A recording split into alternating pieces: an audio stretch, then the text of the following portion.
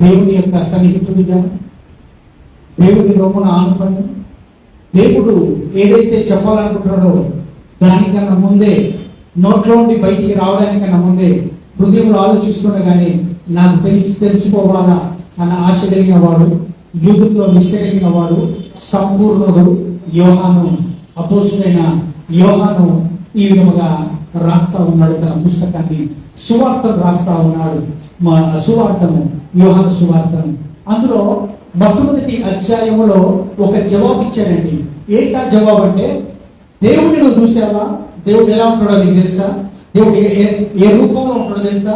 దేవుడు ఎలా కనిపిస్తాడో తెలుసా అన్న మానవుని ప్రశ్నకి దేవుడు ఒక జవాబు చెప్పాడు. 14వ వచనంలో ఆ వాక్యమే శరీరాన్ని ధరించుకొని ఈ భూలోకంలో జన్మించి దేవుడు ఎలా ఉంటాడు అని అన్న వాళ్ళకి జవాబు యేసు ప్రభువుల వారు చెప్తా ఉన్నాడు.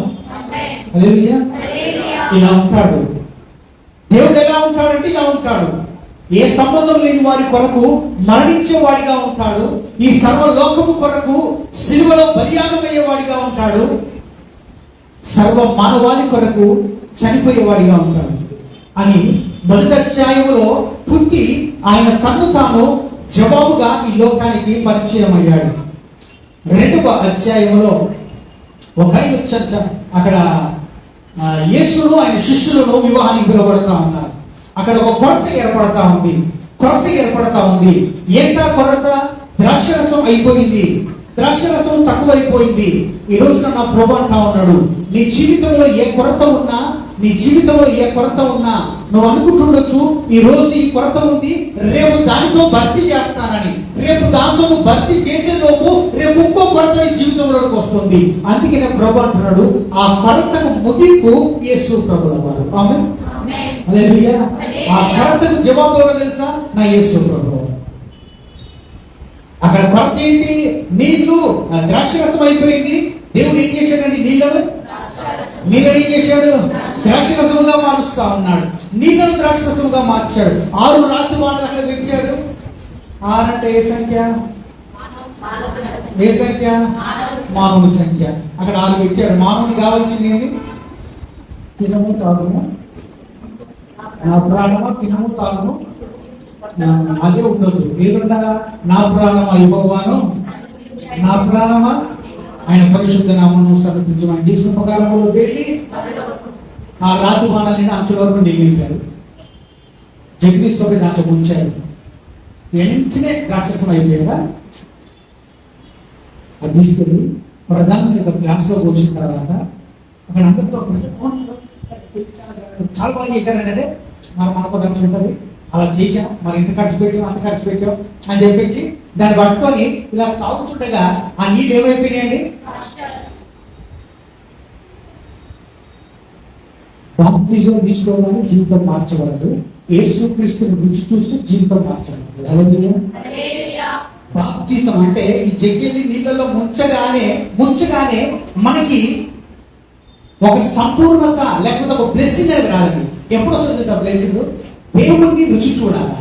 అందుకే రుచి చూసి యెహోవా వైన్ తీసుకొని పోసాడు, ద్రాక్షరసం తెచ్చి పోసాడు. తెలుగులో ద్రాక్షరసం తీసుకొని పోసాడు. గ్లాస్తో పట్టుకుని అటు తిరుగుతా ఉన్నాం.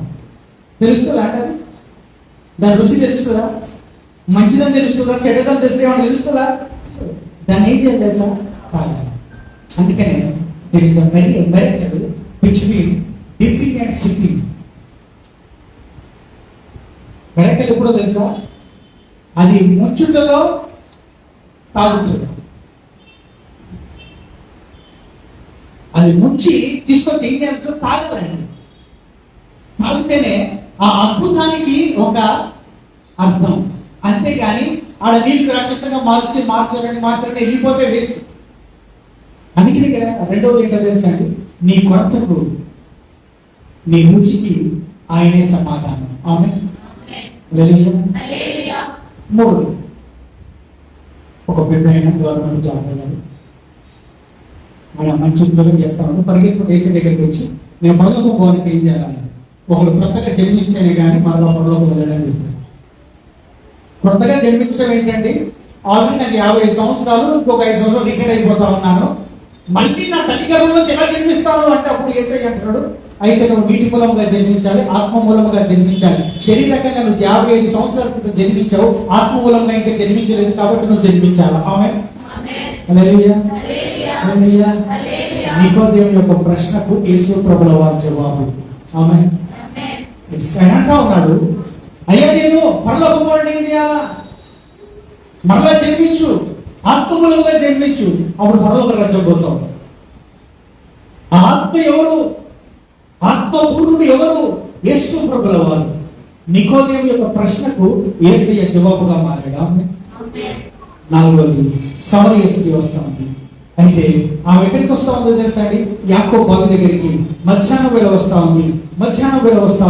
ఆ మధ్యాహ్నం వేళ యాకోబు బావి దగ్గర ఆ సమరయ స్త్రీతో యేసయ్య మాట్లాడుతా ఉన్నాడు. నా కుమారి వెళ్ళి పెన్నుడు తీసుకొని రా ఆ మట్టుకి. సార్ మనకి లేడు సార్, కరెక్ట్గా చెప్పావు, అన్ని కరెక్ట్గా చెబుతా ఉన్నావు. తన జీవితాన్ని మార్చేశాడు యేసయ్య. ఆమేన్. సమరయ స్త్రీ జీవితానికి ఒక జవాబు నా యేసు ప్రభుల వారు. ఈసారి మళ్ళీ చెప్తా, దాంట్లో ఒక పాయింట్ నేను మీకు చెప్తానండి. ఏంటంటే వ్యభిచారంలో పట్టబడిన స్త్రీ దగ్గరికి అందరూ రాళ్ళు పట్టుకొని వచ్చారా, పరిగెత్తుకుంటూ వచ్చి యేసయ్య దగ్గర పడుతుంది. అందరూ రాళ్ళు పట్టుకొని రెడీగా ఉన్నారు కొడదామని. యేసయ్య ఏం చేశాడు తెలుసండి, కింది కొని నేల మీద ఏం చేస్తున్నాడండి,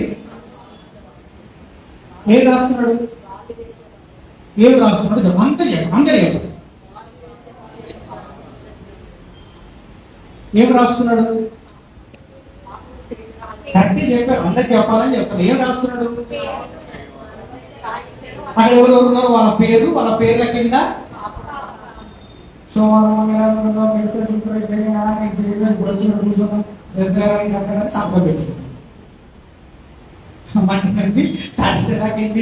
అవన్నీ రాసి కింద సాధకం పెట్టించాడు.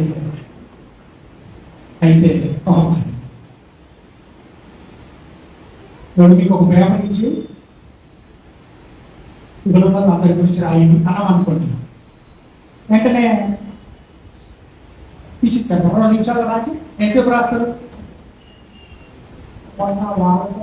నన్ను ఏమన్నారు ఇచ్చాను అన్ని గుర్తు చేసుకొని పోయిన సంవత్సరం ఏం చేసిన కూడా గుర్తు చేసుకొని అన్ని రాసుకుంటావు. రాయడానికి నేను చెప్పే వాక్యం అంత వదిలేసి 1 గంట సేపు తీసుకుంటాను. యేసయ్య ఎంతసేపు రాశాడు,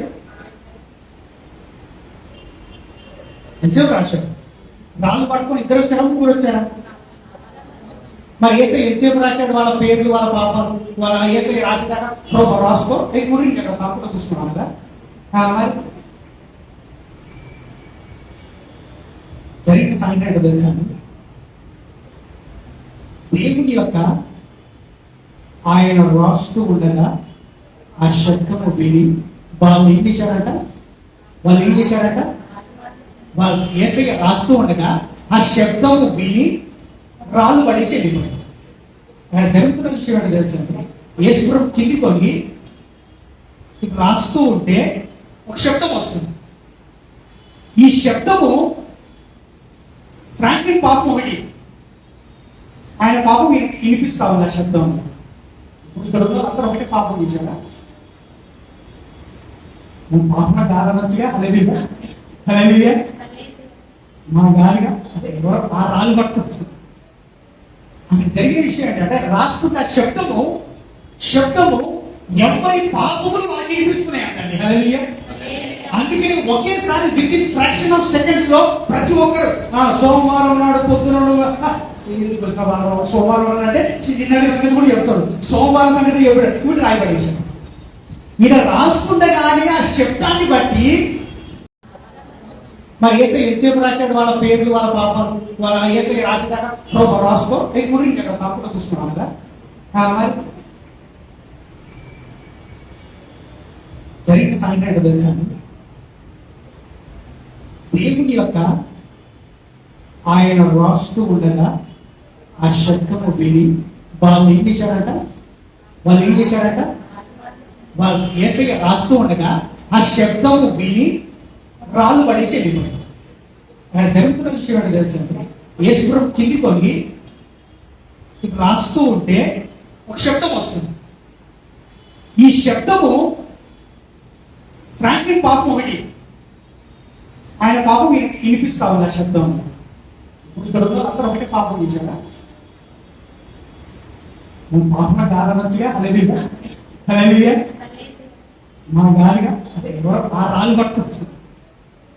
అక్కడ జరిగిన విషయం ఏంటంటే రాస్తున్న శబ్దము ఎవరి పాపములు వాళ్ళకి వినిపిస్తున్నాయి అంటండి. హల్లెలూయా. అందుకని ఒకేసారి with in fraction of seconds లో ప్రతి ఒక్కరు సోమవారం నాడు పొద్దున సోమవారం అంటే నిన్నటి సంగతి కూడా చెప్తాడు, సోమవారం సంగతి ఇప్పుడు రాయబడేశాడు. ఈయన రాసుకుంటే కానీ ఆ శబ్దాన్ని బట్టి ఎవరి పాపం మనకి వినిపించిందండి. ఎందుకంటే అందరూ ఒకటే పాపం కాదు కదా, అక్కడ ఎవరు ఏదైతున్నారో వాళ్ళందరి పాపాలు ఈ శబ్దము వెళ్ళి ఎవరి పాపం వాళ్ళకి వినిపిస్తా ఉంది. That is the Jesus Christ. Hallelujah hallelujah. ఆయన రాసేది ఒక అక్షరమే, కింద ఒక అక్షరమే. అందరి పేరు రాసేదాకుంటారా ఏంటి? మన అందరు పాపాలు రాసేదాకుంటారా? రాసింది ఒక లైనే, ఒక లైన్ శబ్దము ఎవరి పాపాలు వాళ్ళకు వినిపించగానే వెంటనే with in fraction of seconds లో వాళ్ళు నీ సన్నిధిలో కృప, నీ సన్నిధిలో అయ్యా నిరోధనయానిక సమూహముతో మా విరిగిన హృదయాలు అయ్యా నీ సన్నిధిలో కృపని ఆరాధిస్తా ఉన్నాం. అయ్యా మా ప్రాణాత్మ శరీరం సమర్పిస్తా ఉన్నాం. మా వ్యక్తిగత కుటుంబ సభ్యుల జీవితం చేసిన మేలను బట్టి నీకు వందనాలు. మా స్థుతుల మీద మీరు అవసరం నీకు వందనాలు.